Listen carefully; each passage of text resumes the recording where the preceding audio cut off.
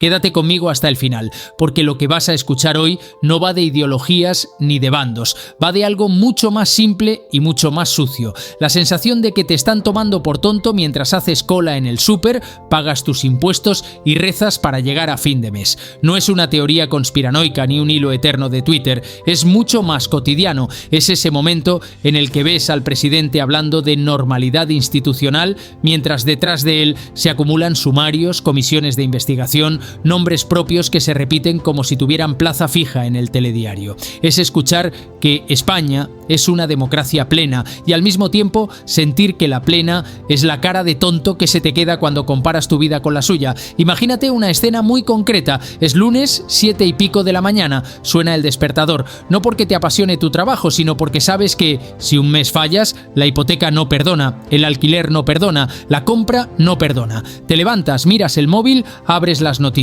y ahí está, otro caso de corrupción, otro escándalo, otro presidente que dice que no sabía nada, otro ministro que habla de hechos aislados, otro partido que responde con un "y tú más", y tú, con la tostada en la mano, piensas lo que no sale en las encuestas, pero se oye en los bares. ¿Hasta cuándo? Atención, inversiones. Ya están en España. Hasta Princesa Leonor invierte. Pon 5 €, recibe 5.000. Gana miles de euros desde casa. Mira la página del banco. Enlace en descripción. Regístrate en 1 minuto. De esa pregunta vive buena parte del discurso de Santiago Abascal, porque cuando él habla de corrupción y de incompetencia no está dando una clase de derecho penal, está describiendo exactamente esa sensación, la de un país donde la mitad se siente estafada y la otra mitad cansada. Un país donde, según Abascal, cuando falta dinero para subir salarios, para vivienda pública, para sanidad o para seguridad, siempre hay un no hay presupuesto. Pero cuando aparece un contrato inflado, una comisión millonaria, una adjudicación a dedo, parece que el dinero nunca duerme. Abascal insiste en una idea incómoda. El problema no es solo que haya corruptos, el problema es que demasiadas veces da la sensación de que no pasa nada, que al que roba le sale más a cuenta arriesgarse que trabajar, que la incompetencia en la cúpula se paga con tu cansancio, no con su cargo, que cuando la cosa estalla la solución siempre es la misma, cambiar el relato, no cambiar las prácticas, porque como repite una y otra vez, mientras tú sabes perfectamente lo que pasa si no pagas una factura, ellos han aprendido otra lección, que si tienes un buen abogado, un buen partido detrás y un buen relato, la culpa se diluye, la memoria se acorta y el escándalo se recicla. Hoy es trending topic, mañana es chisme de sobremesa y pasado ya es tema antiguo. Cuando Abascal habla de corrupción, no se queda en la imagen del maletín y la cuenta en Suiza. Va más allá. Para él, la corrupción que te revienta la vida no siempre lleva traje caro. A veces es más discreta, más gris, más burocrática y la desgrana en ejemplos muy concretos. El contrato de mascarillas inflado mientras tú no podías salir de casa. El enchufe del primo, del cuñado, del amigo del partido que se lleva un puesto para el que tú jamás serías siquiera entrevistado. La obra pública que se multiplica en presupuesto mientras tu barrio sigue con goteras en el centro de salud. El chiringuito institucional que se inventa un cargo para colocar a alguien leal, no a alguien válido. El concurso amañado que deja fuera a la pequeña empresa del barrio y premia a la de siempre. Y encima de todo esto, Abascal coloca un foco muy claro. La figura del presidente, el que cobra más que tú, tiene más asesores que tú, más privilegios que tú, pero al que rara vez se le exige lo que a ti te exigen cada día en tu curro, resultados. Cuando él habla del presidente no discute un matiz ideológico, cuestiona su capacidad, su ejemplo y sobre todo su silencio selectivo. Para Abascal, incompetencia no es solo equivocarse. Incompetencia es mirar a otro lado cuando los tuyos trincan, es anunciar planes, comisiones de estudio, mesas de diálogo, mientras la gente ve cómo el alquiler se come media nómina, es gobernar como si el país fuera un decorado y no una lista de facturas que no cuadran. Es aparecer cuando hay cámara y desaparecer cuando hay que ir a un juzgado o asumir responsabilidades. En medio de todo esto, Abascal sitúa a su protagonista favorito, tú.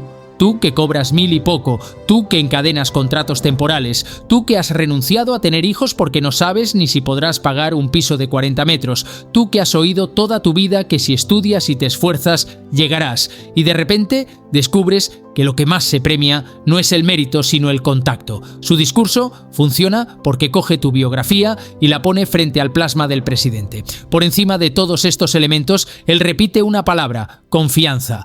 La compara una y otra vez con la cerradura de tu casa. Funciona, hasta que un día descubres que alguien ha estado entrando sin permiso. Ese día ya no duermes igual. Pues eso, dice Abascal, es lo que ha pasado con la política. Durante años te han dicho, confía, vota cada 4 años, las instituciones son sólidas, y de repente vas sumando casos, nombres, escándalos, y la pregunta vuelve, ¿quién está entrando en mi casa mientras yo no miro? En su relato, la corrupción no solo roba dinero, roba algo más caro, la sensación de que el sistema juega limpio, y cuando eso se rompe, Abascal advierte de varias consecuencias. La gente deja de creer en soluciones largas y serias, empieza a buscar voces que prometen arreglarlo de un martillazo. Cualquier político que se atreve a gritar basta con contundencia, aunque simplifique, empieza a sonar como el único cuerdo en un manicomio, y la dimisión se convierte en rareza exótica. Ahí es donde él se coloca, en el papel de quien no tiene miedo a gritar, de quien señala al presidente y al sistema y los llama por su nombre, incompetentes, irresponsables, podridos. Sus críticos dirán que simplifica,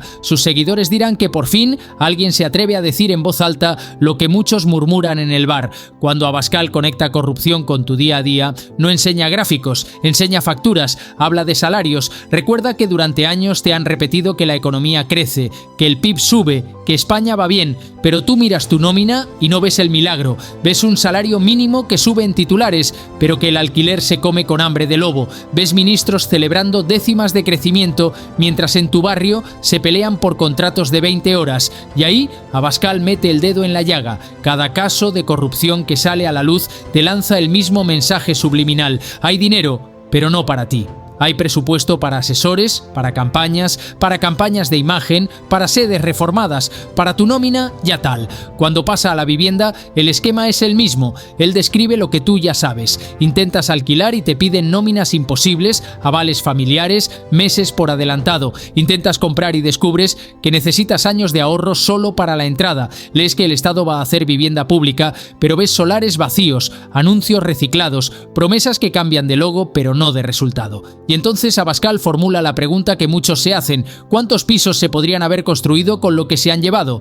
Él no se queda ahí. Añade otra capa: ¿cuántas ayudas al alquiler? ¿Cuántos juzgados más ágiles? ¿Cuánta policía de barrio? ¿Cuántos recursos para atajar la ocupación ilegal podrían haberse pagado con el dinero que se ha ido en comisiones, en sobrecostes, en amiguismos? Cuando habla de ocupación de viviendas, Abascal mezcla dos planos, el jurídico y el emocional. Explica que a veces son mafias, a veces desesperación, a veces inquilinos que dejan de pagar y se atrincheran, pero subraya un punto común: la sensación de que la ley llega tarde, de que el propietario que cumple se siente desprotegido, y vuelve a preguntar: si la justicia es lenta, si falta policía, si los procedimientos se eternizan, ¿no tiene también eso que ver con años de mala gestión, de prioridades mal puestas, de dinero público despilfarrado? En el bloque de inmigración ilegal, su discurso es todavía más frontal. Denuncia que mientras se habla de derechos y de integración, hay barrios concretos que sienten que la situación se les va de las manos: más presión sobre servicios públicos, más inseguridad percibida, más sensación de abandono. Abascal afirma que llamar xenófobo a quien expresa miedo no arregla nada. Al contrario, rompe aún más el vínculo entre la gente y unas instituciones que ya ven como lejanas. Y ahí vuelve a su tesis central: si el Estado no controla sus fronteras, no controla sus barrios, no controla sus listas de espera, ¿cómo va a convencerte de que controla sus propios cajones? ¿Cómo te va a hacer creer que la corrupción está bajo control? En todos estos temas, salarios bajos, vivienda imposible, ocupación, inmigración, Abascal ve el mismo hilo conductor: desconfianza. Desconfianza en que el Estado esté al mando de verdad, en que sepa lo que hace, en que proteja primero al que cumple, en que no esté más pendiente de tapar sus escándalos que de resolver los tuyos. Y por encima de todo, desconfianza en el presidente, en ese rostro que aparece en rueda de prensa cuando el caso explota, que habla de ataques, de campañas, de lawfare, mientras a ti nadie te perdona una. Abascal no entra en matices jurídicos, entra en lo que se ve. Y lo que se ve, dice él, es un presidente más preocupado por su sillón que por tu nómina. Por eso, cuando Abascal dice frases como «esto parece una mafia» o «esto funciona como una organización criminal», no está buscando un titular bonito, está buscando encajar con lo que tú sientes. no porque todo lo que diga sea verdad técnica, sino porque lo que tú llevas años masticando ya es verdad emocional. Sientes que arriba el código es otro y él pone palabras a ese cabreo. En su relato, el gran peligro de la corrupción y de la incompetencia no es solo que hayan robado dinero y tiempo, es que han roto la base del contrato social, la idea de que si tú cumples, el Estado juega limpio, y cuando esa base se rompe, Abascal advierte: crecen los extremos, se instala el todos roban, así que robe el mío. La honestidad parece ingenuidad y la rutina traga lo que antes era escándalo. Él insiste que siempre haya alguien dispuesto a venderse puede ser inevitable, pero lo que no es inevitable es la impunidad ni la mediocridad en el mando. Lo que no es inevitable es tener presidentes que se enteran tarde, que se esconden en tecnicismos o que se refugian en asesores. Lo que no es inevitable es que el coste de rodearse de incompetentes sea cero. Abascal lo resume en una frase que repite una y otra vez: un país no se rompe solo por banderas, se rompe cuando el que cumple se siente tonto. Cuando el mensaje que baja desde arriba es que el listo es el que conoce a alguien, el que se cuela, el que encuentra atajo, y el pardillo es el que respeta la cola, paga impuestos y calla. Llegados aquí, aparece la gran pregunta: ¿qué hacemos con esta rabia? En esto, Abascal juega a favor de corriente, porque la rabia es gasolina para su discurso, sirve para encender, para gritar, para llenar plazas y platós, sirve para que suba al atril, señale al presidente y diga: ustedes han dejado a los españoles solos, sirve para vídeos virales, para discursos de fin de año, para promesas de limpieza total. Pero, y esto es lo que tú tienes que decidir, la rabia por sí sola no paga tu alquiler ni te sube el sueldo. Abascal te ofrece algo más, la promesa de que con él la corrupción dejará de ser rentable, de que el puesto no se ganará por lealtad ciega, sino por capacidad, de que el político temerá la dimisión tanto como tú temes el despido. En su descripción, Dolores, el autónomo que cierra mientras un político coloca a otro amigo en un consejo de administración, la familia que no llega al alquiler mientras salen a la luz millones desviados, el joven que se va del país porque aquí solo encuentra becas eternas y sueldos de risa, el barrio que siente inseguridad y al que solo le mandan discursos, no refuerzos, el pensionista que mira la factura de la luz como si fuera una sentencia.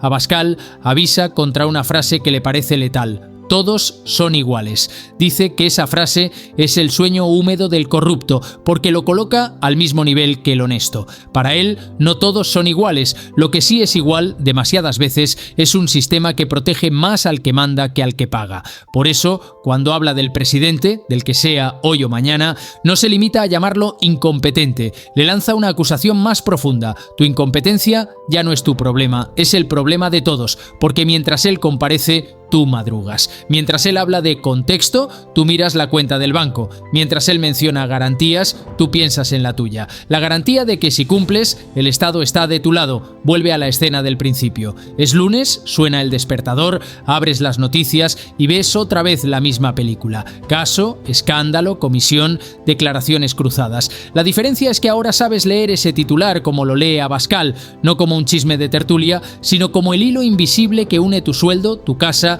y la seguridad de tu barrio con los despachos donde se decide quién paga la fiesta. Y en ese espejo, Abascal deja su mensaje final. No es una cuestión de izquierda o derecha, es un deber de Estado. Estado que elija capacidad antes que lealtad ciega. Estado que persiga al que roba aunque lleve tu color.